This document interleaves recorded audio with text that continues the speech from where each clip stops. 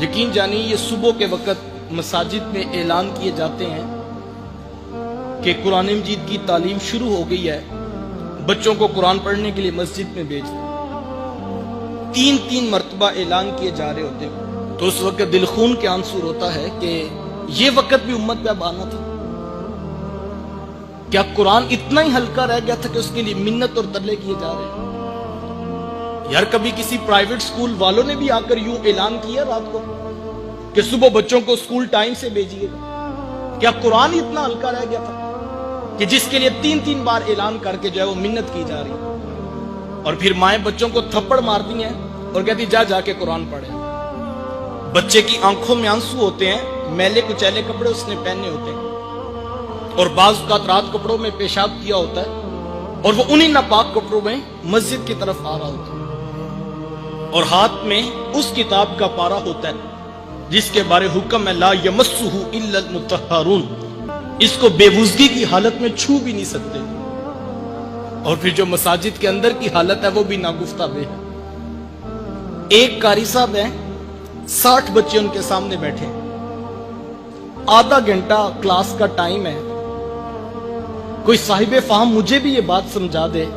کہ اس کلاس کو کس طرح مینج کیا جائے گا۔ ایک بچے کے حصے میں 1 منٹ بھی پورا نہیں آتا، پچھلا سبق سننا بھی ہے، آگے سبق پڑھانا بھی ہے، تو پھر اس کلاس کے کیا نتائج پیدا ہوں؟ اور پھر اگر قاری صاحب گروپ بندی کر کے بچوں کو نماز یا دیگر چیزیں سکھانا چاہیں تو مائیں دروازوں پہ پہنچ جاتی ہیں کہ قاری صاحب کو نہیں پتا کہ بچہ اسکول سے لیٹ ہو رہا ہے، سارا دن اسے آج ہی سکھانا تھا۔ اچھا یہ تو تصویر کا ایک رخ ہے، اب تصویر کا دوسرا رخ بھی ملاحظہ کیجیے۔ وہی بچہ جب گھر واپس پلٹتا ہے، ماں جلدی سے اسے پکڑ کر نہلاتی ہے، رات سے یونیفارم پریس کیا تھا کہ کہیں واپڈا والے لائٹ نہ بند کر دیں اور بچہ صبح اسکول جانے میں لیٹ نہ ہو جائے، اسے پریس یونیفارم پہناتی ہے، اس کی آنکھوں میں سرما، اس کے بالوں میں تیل لگاتی ہے، ٹائی اس کو اسکول کے یونیفارم کی دی جاتی ہے، بیچ اس کو اسکول کے یونیفارم کا لگایا جاتا ہے، پالشڈ شوز اسے دیے جاتے ہیں، اور اس کھیل میں امیر غریب دونوں جو ہے وہ پوری تیزی سے آگے بڑھ رہے ہیں۔ میں نے ان پڑھ ماؤں کو دیکھا ہے جن کو نہیں پتا کہ کاپی اور کتاب اور سبجیکٹس کتنے ہیں، لیکن وہ بھی انگلیوں پہ انہوں نے کتابوں کی تعداد اور کاپیوں کی تعداد گنی ہے، وہ رات کو پوری کر کے سوتی ہے، ربڑ شارپنر خود اس کے بیگ میں رکھتی ہے، صبح اٹھ کے لنچ باکس اس کے بیگ میں رکھا جاتا ہے، واٹر کین اس کی بغل پہ لٹکائی جاتی ہے، باپ اٹھ کے اس کا ماتھا محبت سے چومتا ہے، 10 روپے خرچی اس کی جیب میں ڈالتا ہے، اس کو اٹھا کر بائک پر بٹھا کر محبت بھرے لہجے میں باتیں کرتا ہوا اسکول چھوڑ کر بھی آتا ہے، اسکول سے لے کر بھی آتا ہے۔ میں یہ نہیں کہتا بچوں کو اسکول نہ بھیجو، لیکن ایک سوال میں آپ کے ضمیر پہ چھوڑنا چاہوں گا کہ کبھی تنہائی میں بیٹھ کر یہ سوچنا کہ آپ کی اس پوری ایکٹیویٹی سے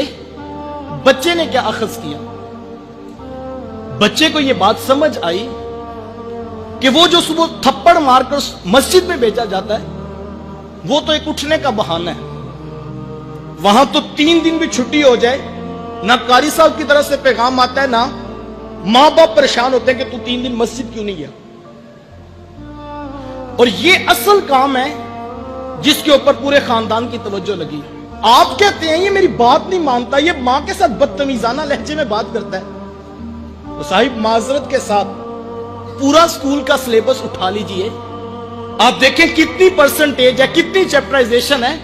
جو اخلاقیات اور آداب والدین سکھاتے ہیں۔ صاحب پوری کیمسٹری کھنگال مارو، کیمسٹری نہیں بتاتی کہ ماں کی سستی کا نام ہے۔ فزکس کے سارے اصول ایک پلڑے میں ڈال لو، فزکس کا کوئی اصول نہیں بتاتا کہ باپ کی سستی کا نام ہے۔ یہ سبق فزکس، کیمسٹری اور بایو نے نہیں پڑھانا تھا، یہ سبق یا تو رب کے قرآن نے پڑھانا تھا یا محمد کی میٹھی بولی نے سنانا تھا، لیکن ہم نے نہ بچوں کو قرآن پڑھایا نہ بچوں کو حدیث پڑھائی، اور نتیجہ وہ مانگ رہے جو قرآن اور حدیث سے پیدا ہونا تھا۔ وہ کیا کسی نے کہا تھا کہ تم نے خود ہی تو زمین میں انسانوں کے سر بوئے ہیں، تم نے خود ہی تو زمین میں انسانوں کے سر بوئے ہیں، اب فصل خود اگلتی ہے تو شکوہ کیسا۔